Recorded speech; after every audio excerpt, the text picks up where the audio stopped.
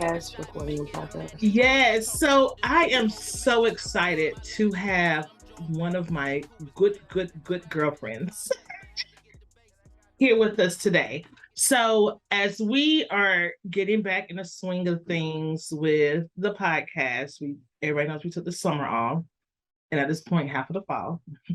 The fall just started.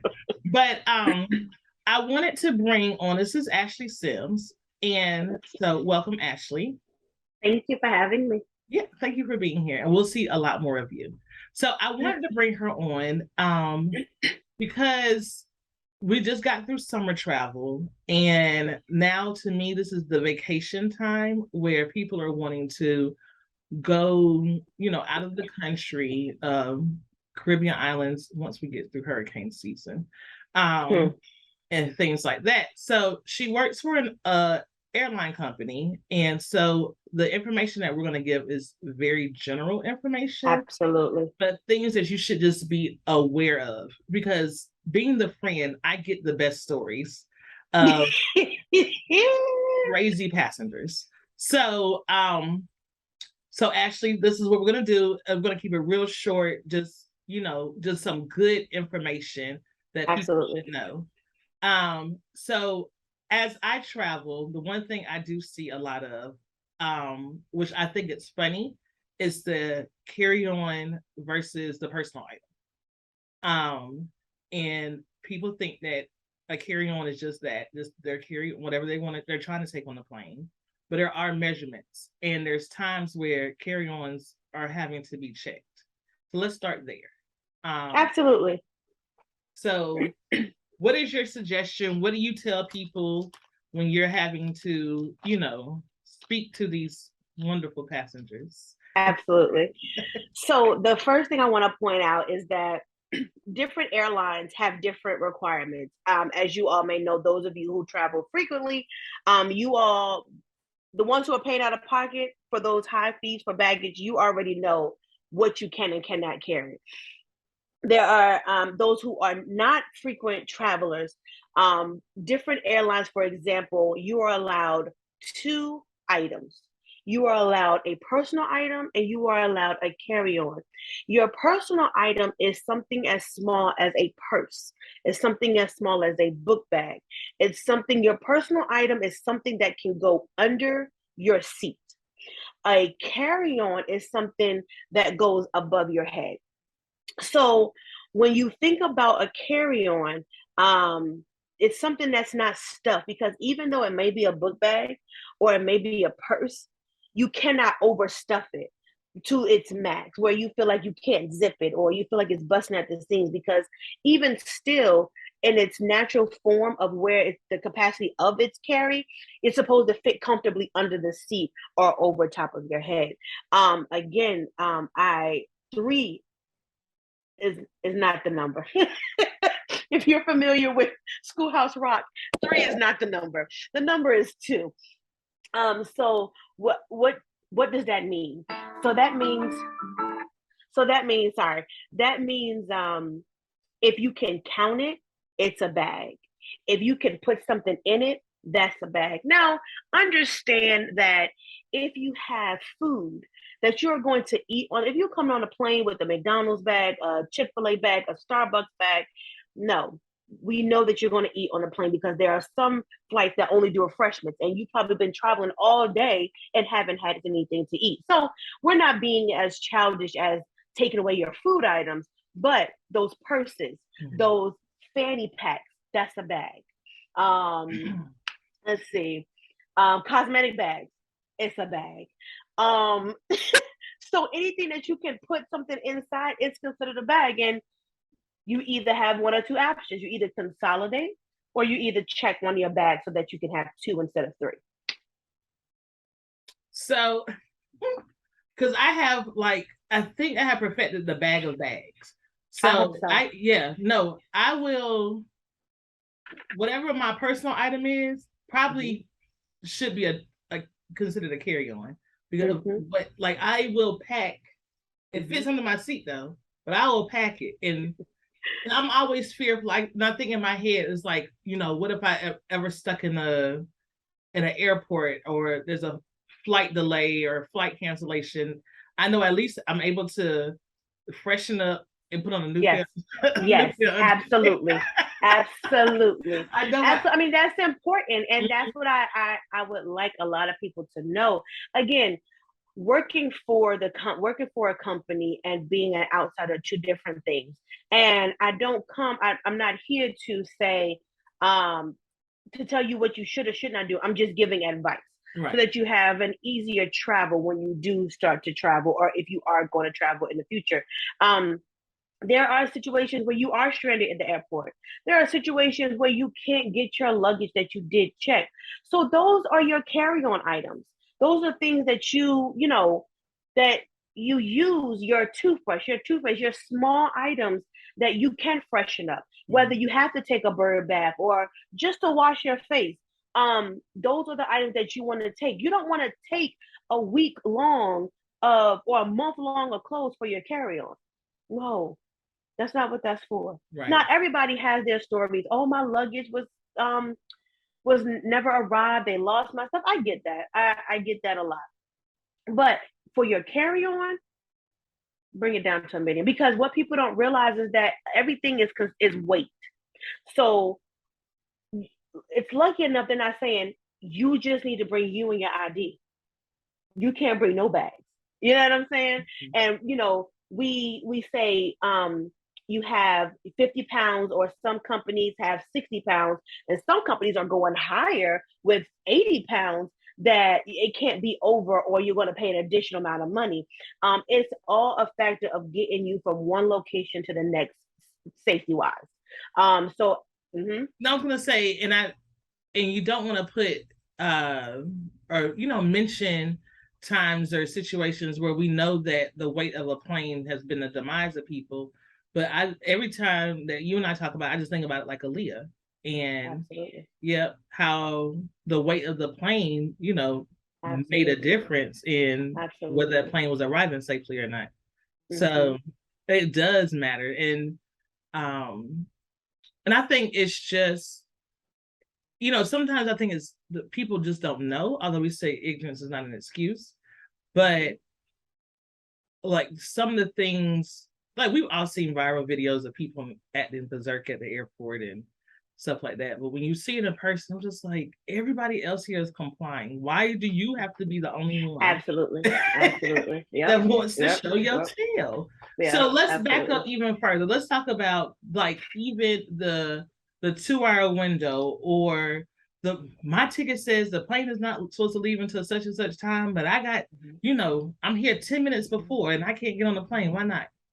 Mm-hmm. Okay, so you think about, I always put people, whatever job that if you know me personally, I wear many hats. So whatever job that I'm at, I use it as an example. Or a doctor's appointment, your doctor's appointment tells you, I want you to be here 15 minutes prior to your appointment. Mm-hmm. The airport is no different. We are not, when you go to your appointment, you don't need to arrive at 9:00. You need to be there at 8:45. Right. Because you have to check in, right? You have to do paperwork, depending on your visit. You have to check in. You have to do paperwork. You have to get settled. So just like their doctor's appointment, the airport is just the same. You want to allow yourself to get to the airport. You want to allow yourself to check in, because even with your checked bags, you might be overweight on your bags, and you have to remove stuff from your luggage to put in another bag because you don't want to pay the extra fees to check your bag. Right. So you want to give yourself that time. If your plane ticket, for example, I have a boarding pass right here. This is one of my previous boarding passes. Okay. My boarding pass says that the boarding time starts at 1:02 p.m. Okay. Know that this paper right here tells you everything. Everything is on this piece of paper. And then in this box here, it says boarding pass, boarding ends 15 minutes before departure. It's right here.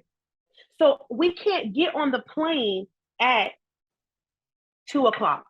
I mean, that's not the exact math, but if your plane, when you go on the web and you say, well, I want to go to Dominican Republic, Bet. I want to go at 8 o'clock so I can get there early. I can get myself together, blah, blah, blah. You're not leaving at 8 o'clock. Why? Because you're not the only one that's going to Dominican Republic. So think about the babies, think about the families, large groups of people that's going girls trip. Those people got to get on before so that you can be in the air at 2 o'clock or 8 o'clock. Mm-hmm.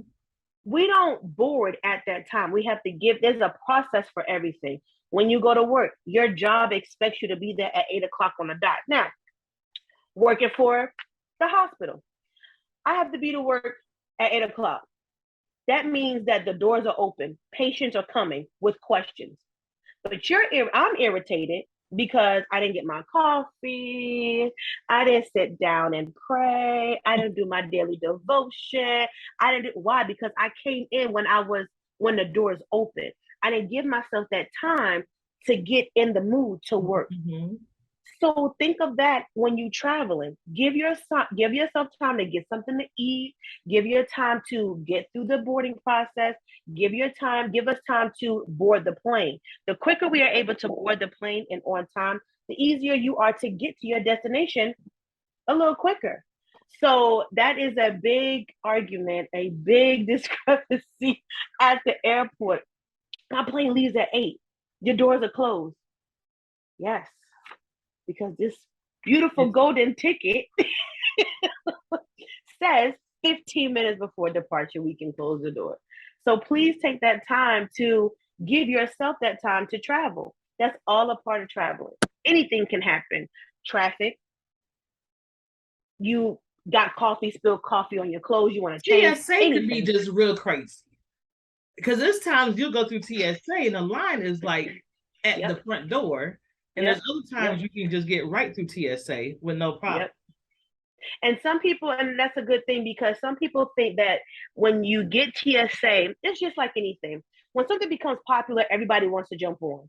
So 9 times out of 10, when it becomes a high volume in traveling, TSA is even longer than general boarding. You want to give yourself time. Mm-hmm. That's it in a nutshell.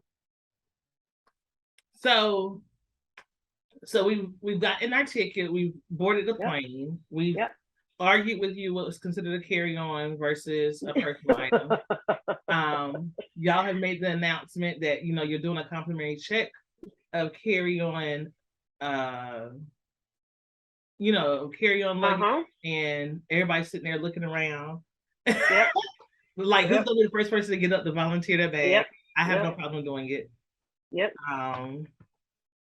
And so now we're on the plane, and they're pushing us back from the gate.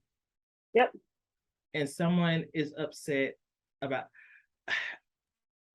I understand the stressors that we're in the world, but it's something about getting on a plane where I just don't have to have an attitude with anybody. It's like we all are like traveling or going somewhere, whatever our final destination is. We're not at home, so like, why are we all so angry? Right. And so now your angry is about to delay everybody else. Because what's about to happen? So here's 2 parts to that. A lot of the arguments start in the boarding area because of what's to come. Nobody knows what's going on. You have different departments working together to get this plane out. Okay, I want people to understand that. I want also people to understand that there are different people who are privileged to certain information. So you as a traveler, if you come to me and ask me questions, so when is the plane going to leave? I don't know. What's going on with the plane? I don't know. When a staff tells you that, it's genuine. It's nothing that we're hiding information. It's not the fact that we can't tell you. Nothing at the airport is really secretive unless there's like a breach or something. Exactly. Like there's something going on and we don't want the crowd to just be all up in arms. But when people are in the boarding area, you got that one person, this is ridiculous. I can't stand this airline, and they look to the right to see if they can get somebody to join their crowd, or they look to the left to see if they get somebody else to join their crowd. And what I advise people, if you're traveling with your family, or if you're traveling by yourself, stick with those people. Don't try to start a riot. because it's not going to be good. The outcome is not going to be good for you as a passenger. Mhm. What people fail to realize at the airports is we're almost close to the White House. So as soon as that phone is picked up for security, let it be known that they're coming, and they're coming full force. So when you get on the plane in this confined space with elderly, babies, and families, and you want to act out, trust and believe me, it's not going to look good for you. So there are things called a no-fly list. You could be Mhm. banned from flying. You can your account can be flagged. And airlines talk to each other. And I was going to just ask So you, is that no-fly list specific to that airline I'm flying on, or will they share my name across airline? it is specific to who you're flying on. That is Mhm. true. However, if I leave from one job to the next, or if me and you work in two different companies, hey, let me tell you, so and so, if you ever get this name, granted, the airlines is big, so you're not going to get exactly who or the same location. But we talk amongst each other. You know what I'm saying? Right. So once you get in good, you got a homegirl who worked here, you got a homeboy who worked there. My cousin worked for this airline, so things can get around. People do not want to come to work and fight all day, every day. That's not what we come to work to do. We come to work to help you travel, to help you have a great vacation with you and your family. Now, previously, American Airlines had a video go out where a passenger had hit the back of the head of a flight attendant. And because of a drink issue. Now, I don't know word for word what had happened, but the end result is if this man is convicted, he will get 20 years in prison. That's what we want for a vacation. Like, Crazy. it's control. A lot of people want to be in control. A lot of people are entitled. A lot of people feel like they have the right to do certain stuff at these people's job. And that's not fair. Because like the saying goes, if I came to your job and did this, how would you feel? How would you feel? I just, it just baffles me because we're in different industries, but we both deal with customers. So Absolutely. and we're big on customer service. Mm-hmm. And so it's just like you said, I'm here to provide a service for you to make sure that you're good, and your energy doesn't match my energy. It's like, why? Because I approached you, Yeah. listen. So so once now we're in the air, this is a drama-free flight. We're in the air, we've landed at our destination. We go to baggage claim, and my bags aren't there. So what are we doing? That's above my pay grade. We need another question. No, ma'am. It's above my pay grade. Do you have an idea what happened after this? Like, absolutely. Okay. So if you ever had I'm trying so if you ever have an issue, if you ever have an issue, if you ever have an issue with your baggage, so what I tend to tell my passengers, and it's the lingo that I have picked up working with passengers, working with baggage is just like tracking your Amazon package. When you get your bag tag, you always want to get when you check your bag in, always get your bag tag. Always get the serial number that's attached to your name with that. You're always able, no matter what the airline is, you're always able to track your bag. If you have any discrepancies, you always want to call the baggage claim. That has nothing to do with the flight attendant. That has nothing to do with the pilot. That has nothing to do with the gate agent. That has nothing to do with the people who work in the food department. You need to talk to baggage. End point blank period. That's where all your questions, concern, and cases go. That's it. So like you said, it's just like Amazon. So you'll get the question, only because I know, is you'll get the question, well, it says that it's here, and you're like, okay, but it hasn't reached its next destination for a scan. Right. So again, you have a flight, have a flight of 162 people. You come, I don't know where you stand. I don't know where your bag stands with that 162 people. Mind you, 162 people, you're allowed to check up to 3 bags. So that's 162 people times. No, I'm about to do the math. Hold on, I got a calculator right here. 162. As if everybody checks 3 bags. Absolutely. Times 3. That's 486 bags underneath the plane. I don't know what number you are. I'm not sure. So there is a manual scale that the people on the ramp do to scan these bags to make sure one is accounted for, because everything has to be accounted for. Souls on plane, souls on board have to be accounted for. Yeah, Crew that's has right. to be accounted for. We're not passengers, we're souls. Know that. That's us, y'all. So bags have to be counted for. Then you have to account for the weight. Then you have now. Here's the thing, Sharice. Let's not forget the people who are connecting on your flight. You might be leaving from Florida, but what about the people coming from North Carolina who are connecting a flight in Florida And we to gotta go add to this, somewhere yeah. else? Come on, y'all. I know it's about you because you are going on this vacation that you have planned since COVID and you're ready to go on this vacation. I know it's about you. I know it is. But can we think about the process of the airport? Can we think about the logistics of getting you to your destination? So unfortunately, all questions can't be answered, hence being a parent. Mm-hmm. You can't answer all your kids' questions. Right. Some things you got to research. You can't answer all your questions at your job. Some things you got to go back and say, let me get back to you on it. So, bags is a big thing. One, because I have personal items. I bought my kids gifts. I got to get that. I get it. I get it. But be patient because we are not dealing with just you. We're dealing with millions of passengers.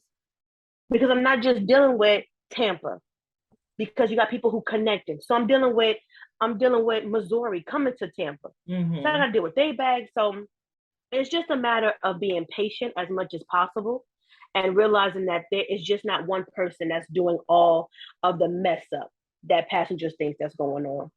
We're just simply doing our job. Right. So and then we're talking about bags, and like you said, I have this gift with me, or that bag has this in it. What are some things that you can pack in your check luggage that you can't take in your carry-on?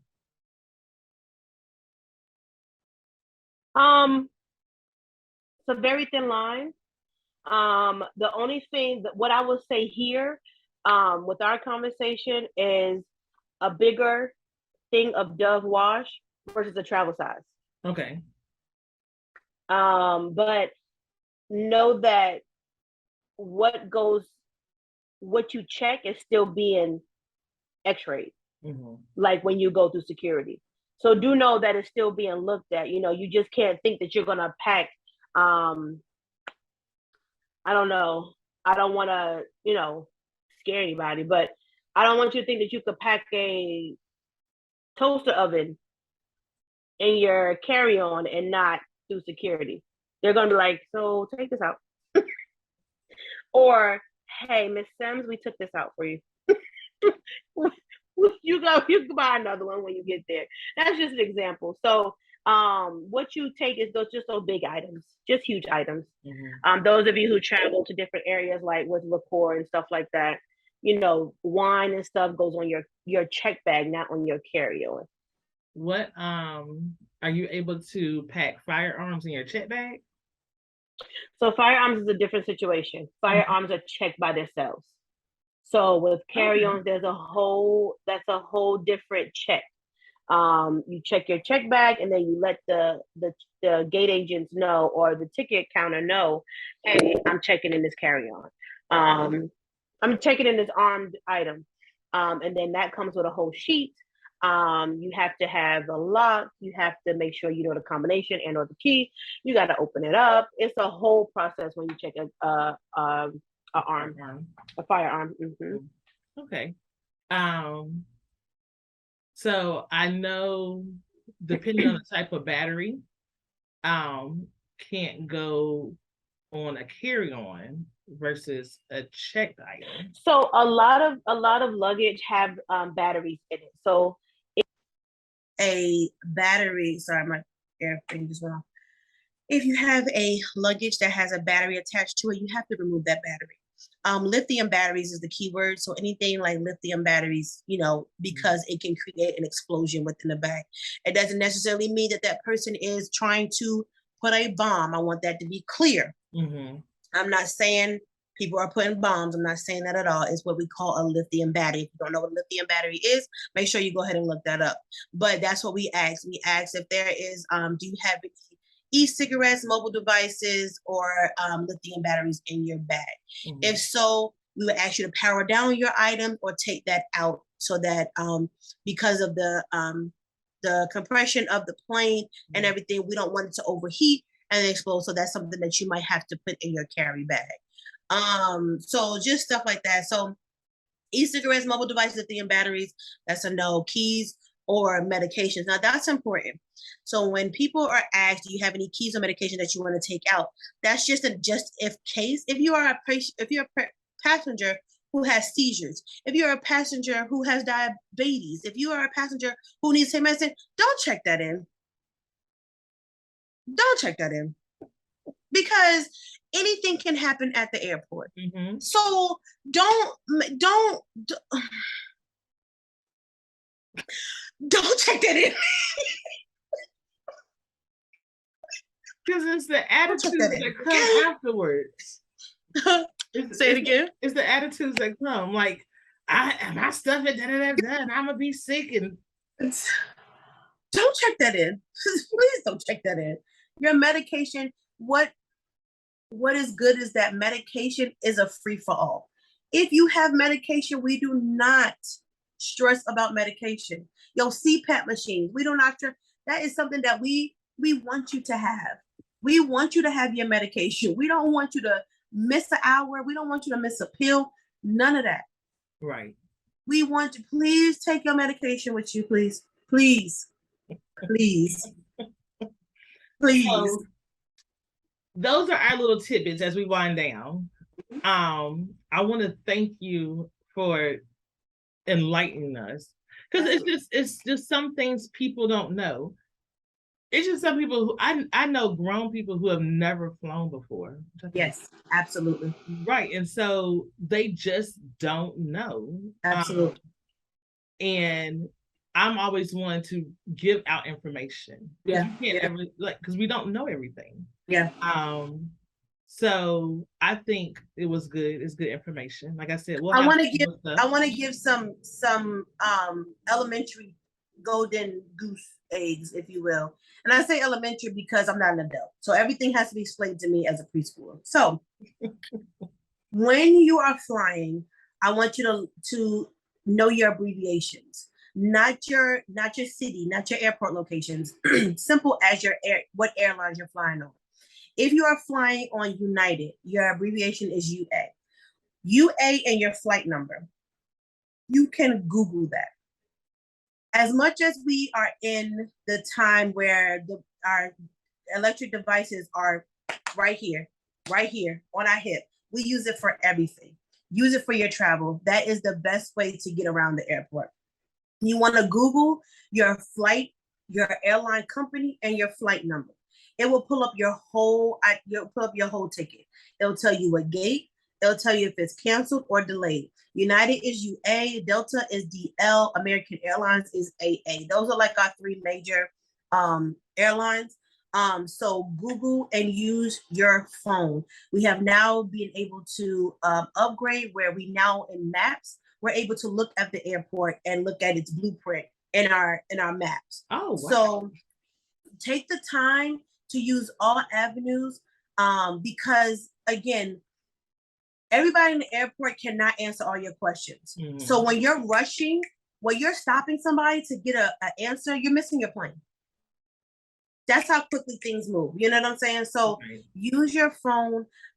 Be sure to research your flight. Make sure you do everything before, especially international. We'll get in that another time. But yeah, we'll talk about international flying another day. Yeah. So make sure that you are knowing all easy ways to get to your flight, to be independent, to be an independent traveler. How about that? To be an independent traveler, use your phone. I love it. There you go. So again, thank y'all, Ashley Sims, she works for an airline company. For an airline company. So we thank you so much. Absolutely. Okay. Thank you. Until next time.